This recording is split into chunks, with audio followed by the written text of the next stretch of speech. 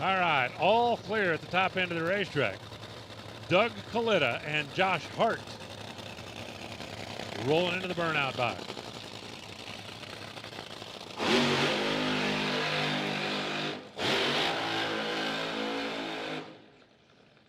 Doug Kalitta, his longtime association with Mack Tools.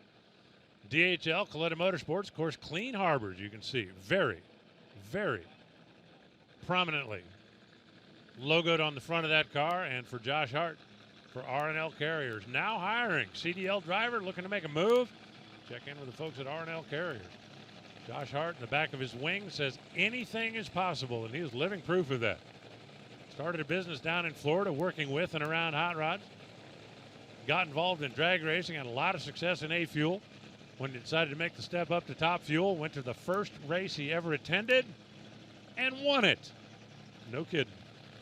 Working with Ron Douglas and the team down there, and they're lined up over here on the right side. Brian Houston makes the final adjustment on the Alan Johnson-tuned Kalitta Motorsports Mack Tools machine. Sitting number one right now is Tony Schumacher, but he showed there's probably a little room out there. Well, he did it with a head gasket out.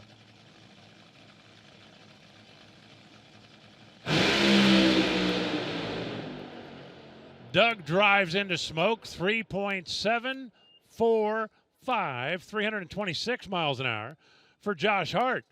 And by speed, Josh is going to be the number one qualifier. Remember, Tony's car had hurt itself before it got there.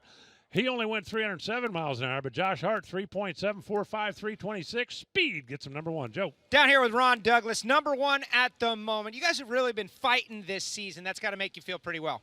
Well, it's a good way to start for sure for the RL Carriers car. We'll see what everybody else does. I'm sure they'll improve upon that, but at least we got a good A to B run in and come out tomorrow and have some fun.